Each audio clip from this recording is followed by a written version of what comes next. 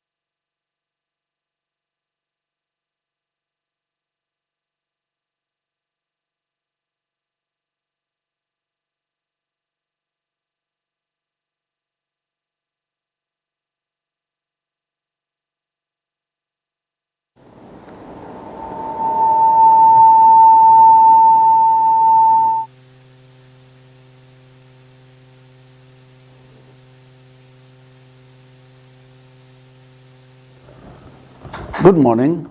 It is Friday, April 19th, 2024. Welcome to the GVD TV 10 a.m. news update, a recap of what's trending in the headlines. I am Primus Hutchinson. Thank you for joining us.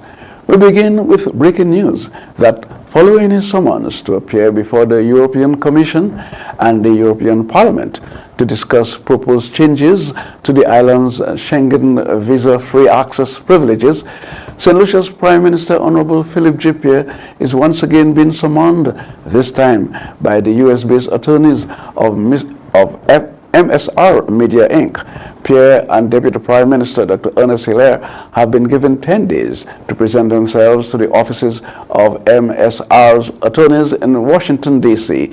to examine evidence of corruption, money laundering, and other illicit practices within the CIP program. MSR Media has just concluded a 2-year-long investigation into CIP programs throughout the region and plan to present the findings before the U.S. Federal Court and then to the European Commission. These findings include financial evidence from U.S. and international banking systems of transactions benefiting government officials related to the CIP industry. More on this story as it unfolds.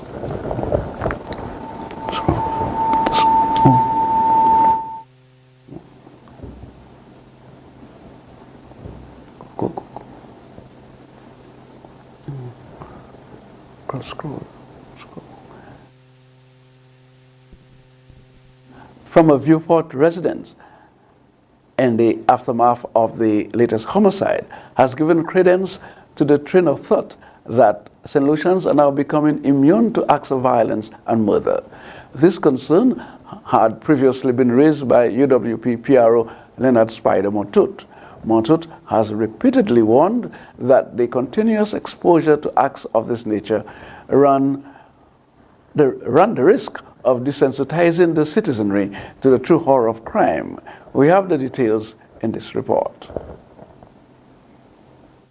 The remark that crime is now normal in St. Lucia, uttered by a Viewport resident, has struck fear in the heart of former Grosley MP Leonard Spider Montut.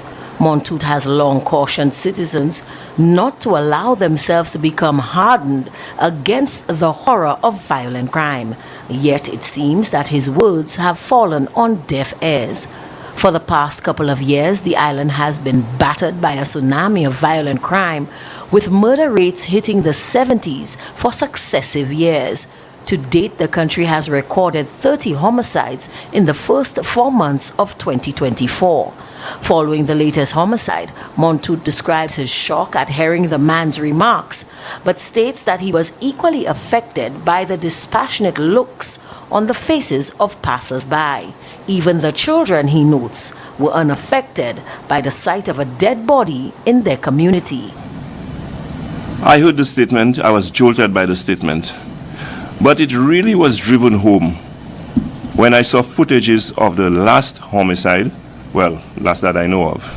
And we have to be very careful now as we speak. We don't know how the figures have been affected.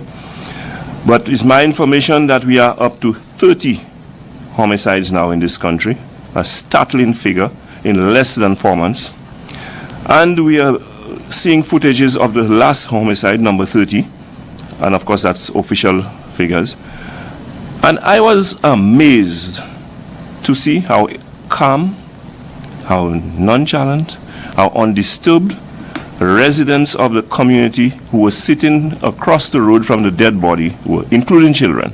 Montoute believes that this is a sign of more serious problems to come and has issued a plea to the government and law enforcement to take decisive action to get a handle on the crime situation before it becomes too late. We have to ask ourselves, what kind of country are we leading right now? What kind of situation are we degenerating into? Is it going to have to become a country that is chaotic, that is a failed state before our government, the people who are responsible for the conduct of the affairs of this country, the people who are responsible for our safety and security, take heed and acknowledge what is happening? Reporting for the GVD TV News, I am Eldris Charles.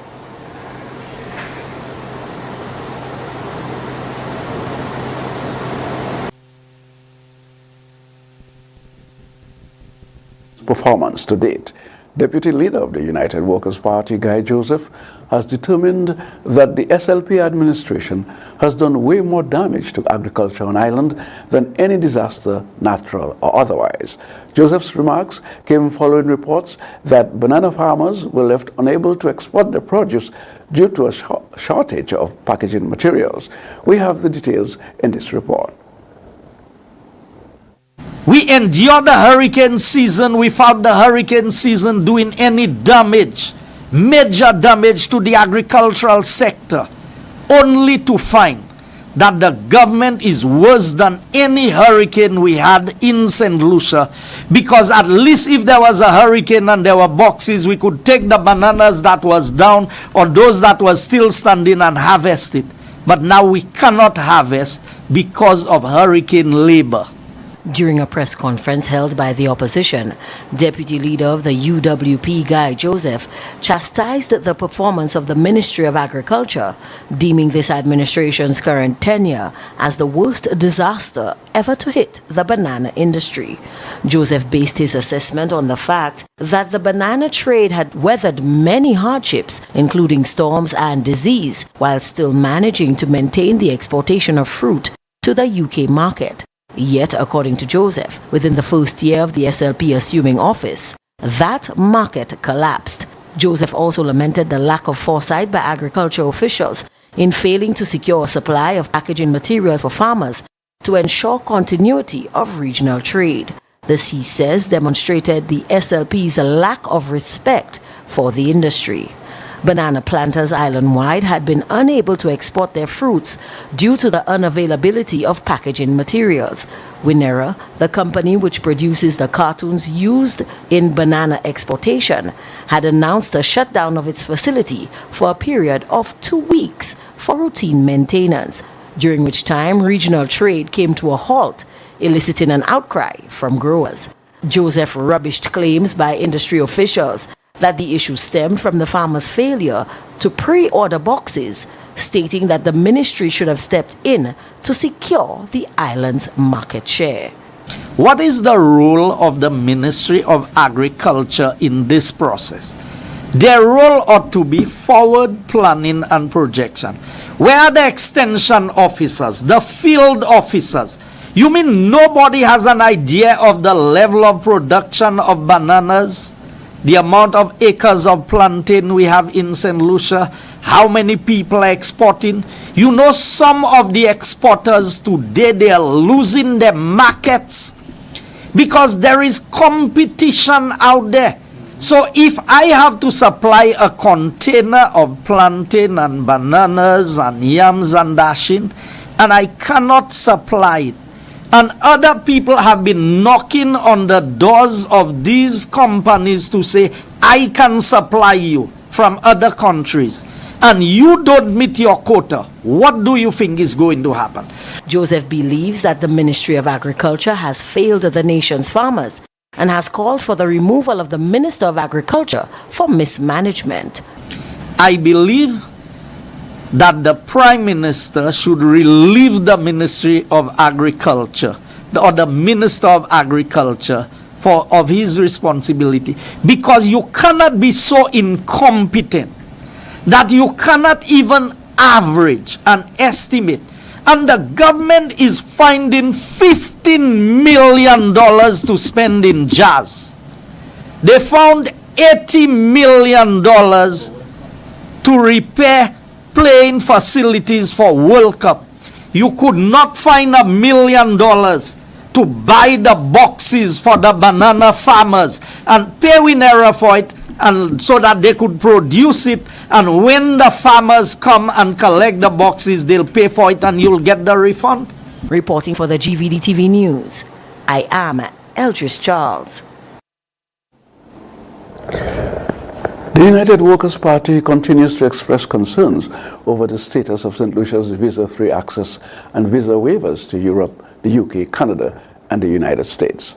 In a press release dated April 18th, 2024, the party cited that the Prime Minister's admission that he was the only head of state summoned before the European Commission, and that St. Lucia was the only CIP participating state yet to sign the memorandum of agreement, has created apprehension among the populace. The UWP has also raised questions about the potential ramifications of the Prime Minister's refusal to sign the MOA, which is designed to synchronize the CIP programs throughout the region and strengthen security procedures for applicants.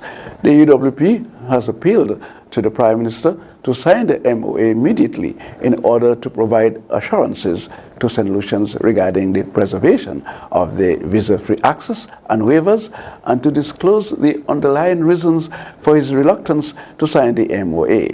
The opposition has also called on Prime Minister Pierre to stay true to his campaign promise and put the people of St. Lucia first. We've come to the end of the GVD TV 10 a.m. news update. Join us at 2 p.m. for a sneak peek at what's coming in the GVD TV evening news at 7 p.m.